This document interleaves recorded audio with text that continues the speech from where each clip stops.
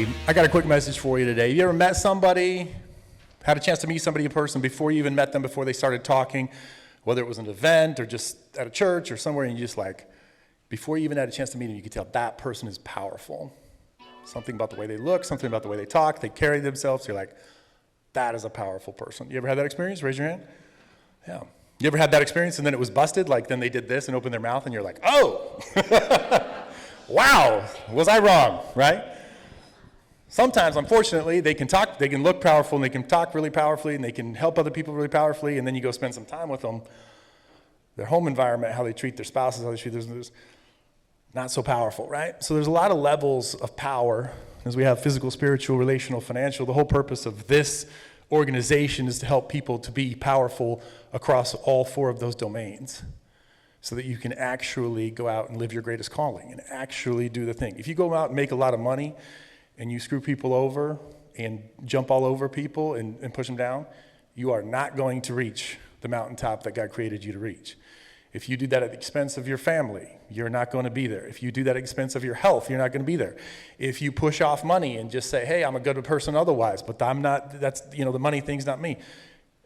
There's no way to get to the mountaintop that you were created to get on top of other than to master these four domains. That's why we coach the way that we do.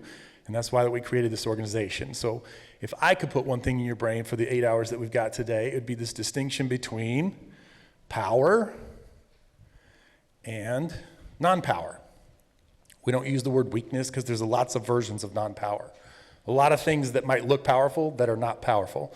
Then maybe it's not weakness, right? Maybe it's arrogance. Maybe it's any number of different things. So the opposite of power is not weakness. The opposite of power is non-power, right? And so the distinction of power, one definition that we have of power is this, if you want to write it down, if you already have it in your journal 10 times, if not, write this one down. Power is the ability to take something from a desire, the ability to take something from a desire to a reality with speed and certainty.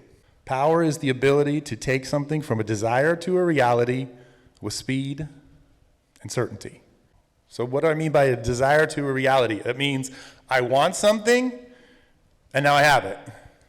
I dreamed something, and now I own it. I wanted to go do something, it's done. Does that make sense? That version of power. And if you just give one thing, are you willing to be powerful? That's the question of a lifetime for every single person. If you can flip over and say, oh, what was it that I had a reaction to that person and said, that is a powerful person? Do people think that about you?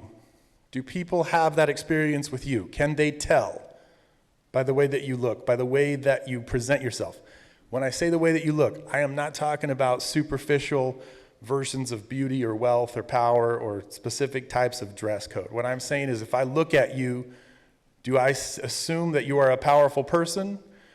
Or are you already starting way behind the line, right?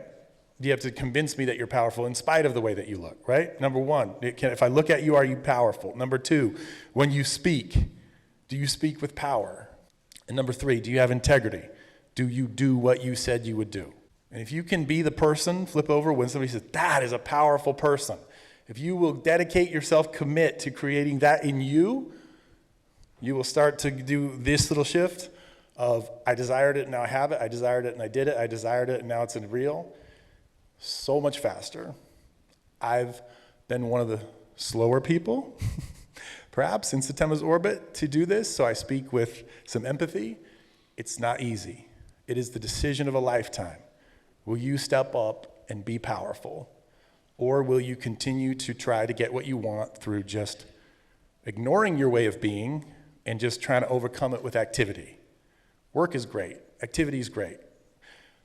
Accomplishments are great. Checklists are great. But if you are not willing to just change your way of being and step into a powerful way of being in persona, you're going to be very, very limited. So, on the addition of commitments today, are you willing to be powerful? If you are, raise your hand and say yes. Yes. All right, let's get two clap. Let's go. See, it's more than the game that we changing. We don't do it for the block, do it for the name, yeah. No, there ain't no stopping it. If you really want it, better rock with it. This is how to be a game changer. Better put your pride down, heavy, get your pen up. Wanna be the greatest, we ain't stopping till we win, yup. This is how to make it when they hating, we ain't worried what they saying. This is how to be a game changer.